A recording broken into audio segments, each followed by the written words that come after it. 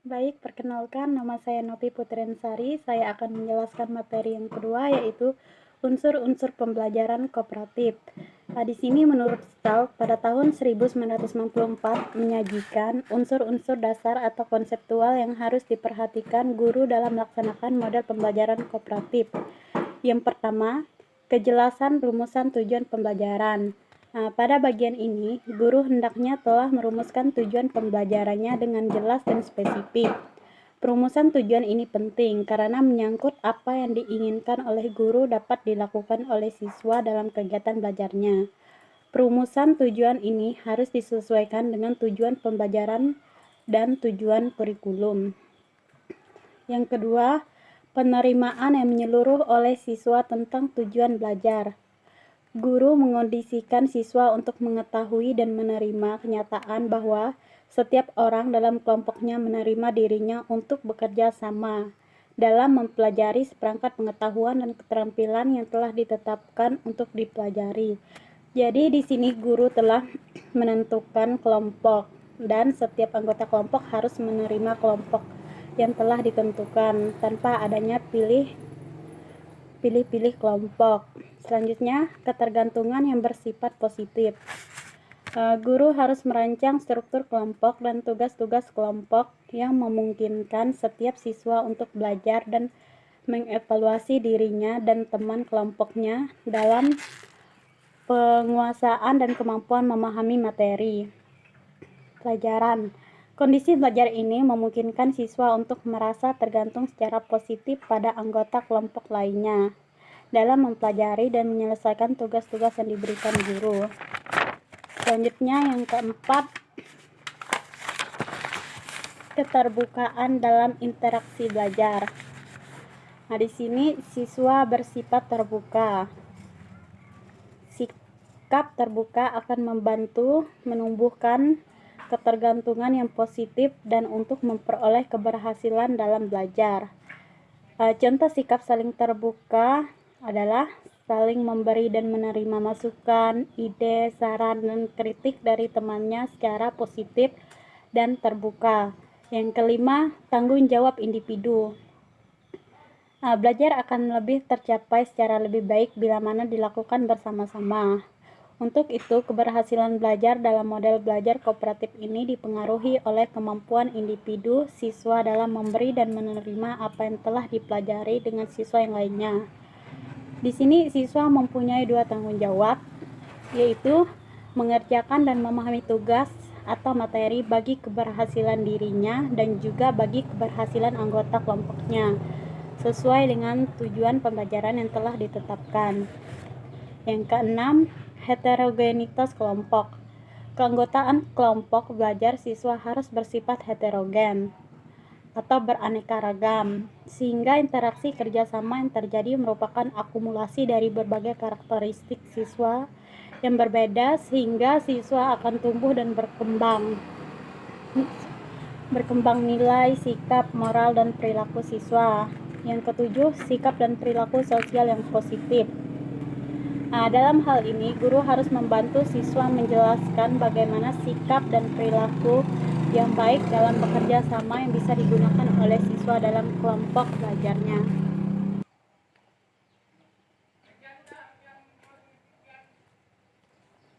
Selanjutnya yang kedelapan yaitu debriefing atau refleksi dan internalisasi.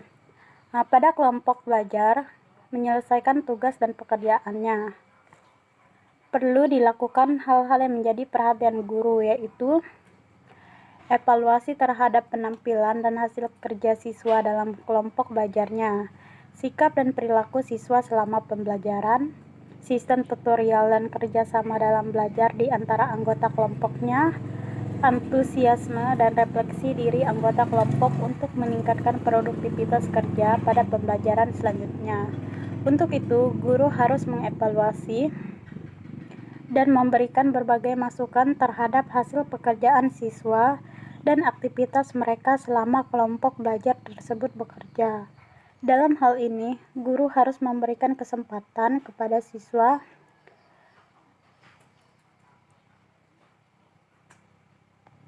untuk mengemukakan ide dan saran baik kepada sesama siswa maupun kepada guru dalam rangka perbaikan belajar dan hasilnya di kemudian hari.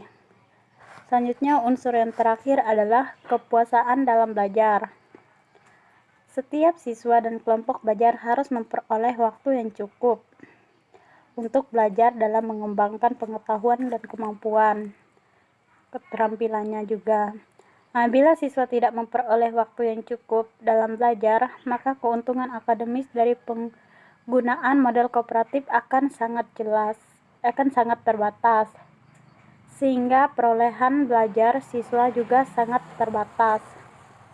Untuk itu, guru hendaknya mampu merancang dan mengalokasikan waktu yang memadai dalam menggunakan model ini dalam pembelajarannya.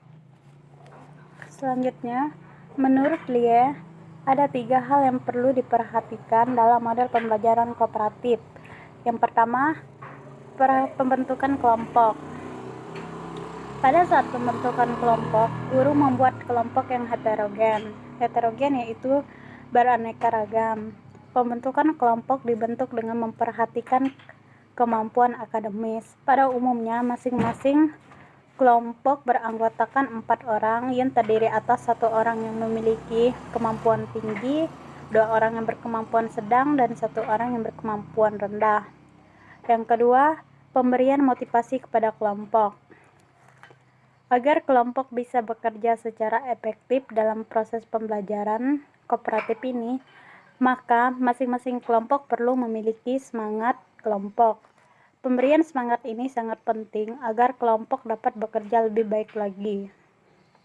Pemberian semangat ini bisa dibina dengan melakukan beberapa kegiatan yang bisa mempererat hubungan antara anggota kelompok, yaitu melalui kegiatan kesamaan kelompok, identitas kelompok, maupun sapaan ataupun suara kelompok. Selanjutnya, penataan ruang kelas. Penataan ruang kelas harus ditata sedemikian rupa sehingga dapat menunjang terjadinya dialog dalam pembelajaran kooperatif. Pengaturan yang bisa ditata dalam ruang kelas seperti pengaturan bangku.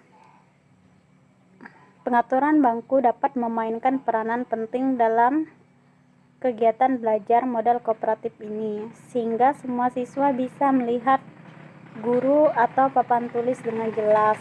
Di samping itu, harus bisa melihat dan menjangkau rekan-rekan kelompoknya dengan baik dan berada dalam jangkauan kelompoknya dengan nyata. Selanjutnya, landasan teori pembelajaran kooperatif.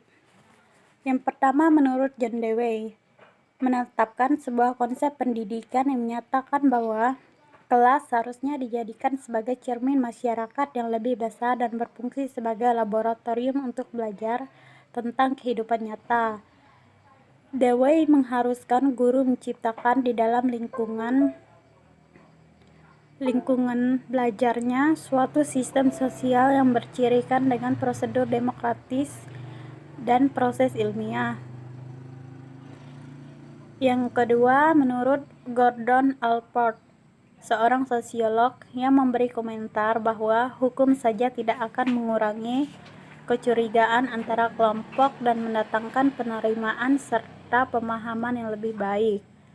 Di sini Gordon menerapkan tidak semua anggota kelompok menerima anggota kelompok lainnya dan bisa saja mendatangkan kecurigaan. Kecurigaan yang dimaksud ini kecurigaan misalnya perbedaan antar ras atau etnis. Untuk itu, Gordon merumuskan 3 kondisi dasar untuk mencegah terjadinya kecurigaan antar ras dan etnis.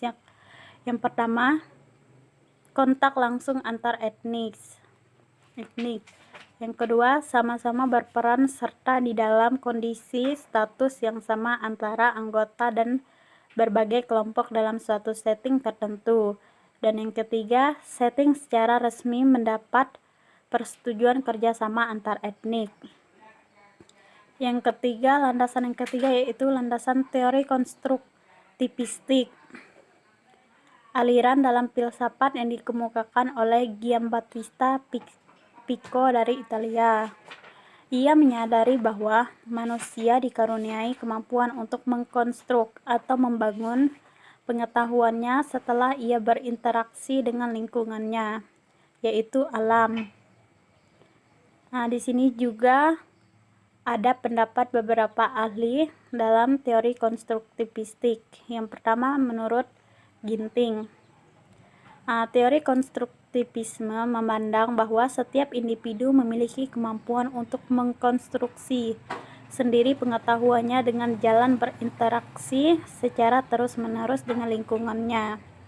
Yang kedua menurut Trianto menjelaskan bahwa menurut teori konstruktivisme atau prinsip yang paling penting dalam psikologi pendidikan adalah bahwa guru tidak hanya sekedar memberikan pengetahuan kepada siswa, namun siswa harus mengembang sendiri pengetahuan dalam benaknya. Di sini guru harus memberikan kemudahan untuk proses tersebut dengan memberikan kesempatan kepada siswa untuk menemukan dan menerapkan ide-ide yang mereka punyai. Selanjutnya menurut Joyce dan Will, mereka mengemukakan gagasan dasar teori konstruktivis, yaitu yang pertama gagasan tentang pembelajaran yang merupakan konstruksi pengetahuan. Dalam proses pembelajaran, otak menyimpan informasi, mengolahnya, dan mengubah konsepsi-konsepsi yang ada sebelumnya. Yang kedua, otak bekerja sejak lahir. Anak mempelajari kebudayaan dan berbagai keberagaman lain yang ada dalam keluarga dan lingkungan masyarakat kelahirannya sejak mereka masih balita atau bahkan bayi. Yang keempat, Supriyono menyatakan bahwa prinsip dasar yang harus diperhatikan dalam mengembangkan pembelajaran konstruktivis adalah prior knowledge dan conceptual change process. Prior knowledge merupakan pengetahuan awal yang dimiliki siswa. Hal ini berarti bahwa siswa tidak berangkat dari pikiran kosong. Adapun conceptual change process merupakan proses pemikiran yang terjadi pada diri siswa ketika peta konsep yang dimilikinya dihadapkan pada situasi nyata. Berdasarkan teori-teori mengenai pembelajaran konstruktivistik tersebut dapat disimpulkan bahwa belajar selalu merupakan sebuah proses aktif. Siswa aktif mengkonstruksi belajarnya dari berbagai jenis input yang diterimanya. Siswa bersikap aktif agar dapat belajar secara aktif. Landasan pembelajaran kooperatif yang selanjutnya adalah yang keempat, belajar berdasarkan pengalaman. Johnson menyatakan bahwa belajar berdasarkan pengalaman didasarkan atas 3 asumsi, yaitu yang pertama, bahwa belajar paling baik jika secara pribadi terlibat dalam pengalaman belajar itu. Yang kedua, bahwa pengetahuan harus ditemukan sendiri apabila pengetahuan itu hendak dijadikan pengetahuan yang bermakna atau membuat suatu perbedaan tingkah laku. Dan yang ketiga, bahwa komitmen terhadap belajar paling tinggi apabila Anda bebas menetapkan tujuan pembelajaran sendiri dan secara aktif mempelajari tujuan itu dalam suatu kerangka tertentu. Jadi di sini pengalaman belajar memberikan banyak sumbangan terhadap apa yang dipelajari seseorang. Pengalaman memberikan wawasan, pengetahuan, dan teknik-teknik yang sulit untuk dipaparkan kepada seseorang yang tidak memiliki pengalaman serupa. Landasan pembelajaran yang selanjutnya, yang kelima, adalah model pembelajaran kooperatif dipandang sebagai salah satu alternatif dalam memecahkan persoalan kualitas proses dan hasil pembelajaran, khususnya pembelajaran IPS. Penggunaan model pembelajaran ini memungkinkan siswa untuk terlibat secara aktif dalam menyumbangkan pengetahuan, sikap, dan keterampilannya dalam suasana belajar mengajar yang bersifat terbuka dan demokratis. Penggunaan model pembelajaran kooperatif dalam pembelajaran di kelas menjadikan kelas sebagai miniatur masyarakat dalam mempelajari dan mempraktikkan sikap, nilai, dan moral, juga keterampilan sosial. Landasan yang selanjutnya, yang keenam, adalah penerapan model cooperative learning. Dalam pembelajaran IPS akan menghasilkan beberapa nilai lebih dalam hubungannya dengan pengembangan potensi siswa dan antisipasi positif dalam upaya pembentukan warga negara yang baik, yaitu meningkatkan rasa tanggung jawab individu, menumbuhkan ketergantungan yang bersifat positif, memungkinkan terbinanya hubungan yang bersifat terbuka, dan memungkinkan pengembangan keterampilan. Landasan yang terakhir, yang ketujuh, adalah model pembelajaran kooperatif. Ini merupakan pembelajaran yang berfokus pada siswa, yang menekankan pada minat, kebutuhan, dan kemampuan siswa. Pembelajaran model kooperatif ini dapat menggali motivasi untuk dapat mengembangkan kualitas sumber daya manusia yang dibutuhkan masyarakat seperti kreativitas, kritis, dan berpikir kritis, kemampuan berkomunikasi dan bekerja dalam tim, dan keahlian dalam teknik serta wawasan global untuk dapat selalu beradaptasi terhadap perubahan dan pengembangannya. Materi selanjutnya yaitu implementasi pembelajaran kooperatif. Secara umum, langkah-langkah yang harus dilakukan guru dalam melaksanakan model pembelajaran kooperatif yaitu: yang pertama, guru merancang rencana program pembelajaran atau RPP dengan menetapkan tujuan yang akan dicapai, baik ranah kognitif, afektif, psikomotorik, atau keterampilan sosial yang dapat dikembangkan oleh siswa, baik secara individu maupun kelompok. Yang kedua, saat menyampaikan materi, guru hanya menyampaikan pokok-pokok materinya saja, karena pendalaman materi akan dibahas dan dilakukan oleh siswa melalui belajar kelompok. Pada saat belajar kelompok, guru mulai melakukan monitoring dan mengobservasi kegiatan belajar berdasarkan lembar observasi yang telah disiapkan sebelumnya. Yang ketiga, pada saat kegiatan diskusi kelompok berlangsung, guru harus membimbing dan mengarahkan siswa baik secara individu maupun kelompok agar selama diskusi berlangsung tidak keluar dari jalan yang telah direncanakan. Guru mengarahkan dan membimbing siswa baik secara individu maupun kelompok, baik dalam memahami materi maupun mengenai sikap dan perilaku selama kegiatan belajarnya, dan melatih keterampilan sosial secara optimal, dan melatih siswa untuk dapat hidup bermasyarakat. Menurut Slavin, menjelaskan bahwa suasana pembelajaran dengan menggunakan metode pembelajaran kooperatif berlangsung secara dinamis, di mana siswa bukan lagi sebagai objek pembelajaran semata-mata, melainkan bisa juga berperan sebagai tutor bagi siswa lainnya. Hal ini terjadi karena setiap anggota kelompok belajar memiliki dua tanggung jawab dasar yang harus dilakukan, yaitu mempelajari dan memahami materi, serta membantu teman belajarnya untuk mampu memahami dan mengerti sebagaimana yang ada pada dirinya. Dalam kaitan itu, Stahl pada tahun 1994 mengatakan bahwa pembelajaran dengan menggunakan metode pembelajaran kooperatif memberikan kesempatan yang lebih banyak pada siswa untuk belajar dan memperoleh serta memahami pengetahuan yang dibutuhkan secara langsung, sehingga apa yang dipelajarinya lebih bermakna bagi dirinya.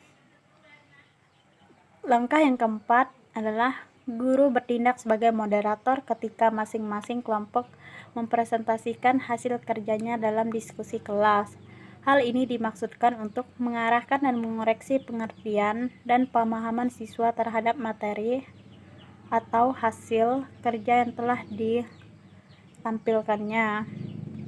Pada tahap ini, guru juga memberikan kesempatan ke siswa dari masing-masing kelompok untuk mempresentasikan hasil kerjanya. Pada saat diskusi kelas ini, guru bertindak sebagai moderator. Guru mengarahkan dan mengoreksi pemahaman dan pengertian siswa terhadap materi atau hasil karya yang telah disampaikan. Nah, pada saat presentasi kelas berakhir, guru mengajak siswa untuk melakukan refleksi diri terhadap proses pembelajaran dengan tujuan untuk memperbaiki kelemahan-kelemahan selama proses pembelajaran. Nah, pada tahap ini juga, guru harus melakukan unsur-unsur penting yang berkaitan dengan pembelajaran kooperatif, yaitu yang pertama, pengkondisian siswa. Pengkondisian yang dimaksud yaitu pengkondisian seperti kesiapan belajar siswa dalam kelompok-kelompok belajar kecil, yaitu 4-5 orang. Melalui penggalian potensi diri siswa dengan cara melaksanakan dialog-dialog mengenai konsep yang telah dimiliki oleh siswa, baik terhadap materi pelajaran maupun sikap dan keterampilan sosial yang dihubungkan dengan materi yang akan dipelajarinya. Kedua, aktualisasi dan internalisasi. Hal ini mendorong dan menanamkan sikap dan keterampilan sosial kepada siswa berdasarkan potensi dan penampilan siswa secara individu maupun pada saat mereka belajar dalam kelompoknya, dan memberikan pujian dengan kata-kata maupun tindakan-tindakan tertentu. Yang ketiga, debriefing adalah mengajak siswa untuk mengevaluasi dan merefleksi diri terhadap unjuk kerja mereka selama pembelajaran dan memberikan beberapa penekanan terhadap sikap dan perilaku sosial yang harus dikembangkan oleh siswa pada pembelajaran berikutnya. Yang keempat, peer tutoring adalah mengembangkan kemampuan siswa dalam membagi ide, saran, dan pengetahuannya di antara sesama anggota kelompoknya untuk meningkatkan sikap dan keterampilan siswa dalam belajar secara kelompok. Dan yang kelima, belajar kooperatif ialah belajar bersama-sama dalam suasana yang terbuka dan demokratis untuk mempelajari dan mengerjakan tugas-tugas pelajaran dalam kelompok-kelompok belajar kecil. Setelah keempat langkah tersebut telah dilakukan, maka selanjutnya guru mengajak siswa untuk melakukan refleksi diri terhadap jalannya proses pembelajaran yang bertujuan untuk memperbaiki kelemahan-kelemahan atas sikap serta perilaku menyimpang yang dilakukan selama proses pembelajaran berlangsung. Kegiatan refleksi sebaiknya dilakukan untuk mengembangkan ide, saran, dan kritik terhadap proses pembelajaran harus diupayakan berasal dari siswa. Kemudian barulah guru melakukan beberapa perbaikan dengan mengarahkan terhadap ide, saran, dan kritik yang berkembang. Materi yang terakhir adalah teknik-teknik pembelajaran kooperatif yang dapat digunakan dalam pembelajaran menurut Lie. Yang pertama, teknik mencari pasangan atau make a match, yaitu teknik yang dikembangkan oleh Loma Karen. Salah satu keunggulan teknik ini adalah siswa mencari pasangan sambil belajar mengenai suatu konsep atau topik dalam suasana yang menyenangkan. Teknik ini bisa digunakan dalam semua mata pelajaran dan tingkatan usia. Yang kedua, teknik bertukar pasangan, yaitu memberi kesempatan pada siswa untuk bekerja sama dengan orang lain. Pasangan bisa ditunjuk oleh guru atau berdasarkan teknik mencari pasangan. Yang ketiga, berpikir berpasangan berempat atau think pair share.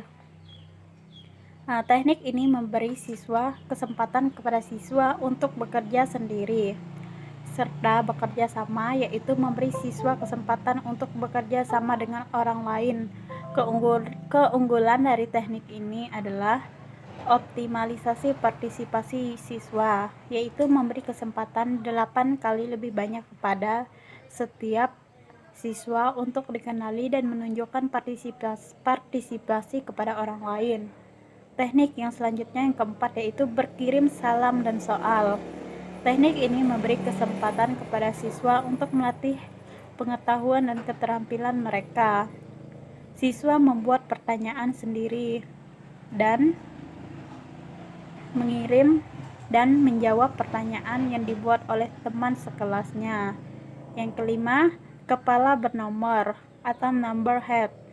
Teknik ini memberi kesempatan kepada siswa untuk saling membagikan ide-ide dan pertimbangan jawaban yang paling tepat. Selain itu, teknik ini mendorong siswa untuk meningkatkan semangat kerjasama mereka. Teknik yang keenam yaitu kepala bernomor terstruktur. Dengan teknik ini, siswa bisa belajar melaksanakan tanggung jawab pribadinya dan saling keterkaitan dengan teman-teman kelompoknya. Yang ketujuh, teknik yang ketujuh yaitu dua tinggal dua tamu. To stay, to stray. Teknik ini bisa digunakan dengan teknik kepala bernomor. Teknik ini memberi kesempatan kepada siswa untuk membagikan hasil informasi dengan kelompok lain. Yang kedelapan, keliling kelompok. Teknik ini masing-masing anggota kelompok mendapatkan kesempatan untuk memberikan kontribusi mereka dan mendengarkan pandangan dan pemikiran anggota yang lain. Yang kesembilan, teknik kancing gameperincing. Dalam teknik ini, masing-masing anggota kelompok mendapatkan kesempatan untuk memberikan kontribusi mereka dan mendengarkan pandangan dan pemikiran orang lain. Yang ke-10, keliling kelas. Teknik ini memberi kesempatan kepada siswa untuk memamerkan hasil kerja mereka dan melihat hasil kerja orang lain. Yang ke-11, lingkaran kecil, lingkaran besar.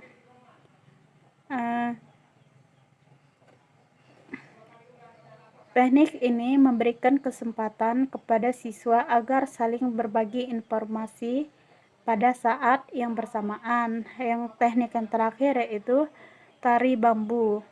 Teknik ini merupakan modifikasi lingkaran kecil lingkaran besar karena keterbatasan ruang kelas.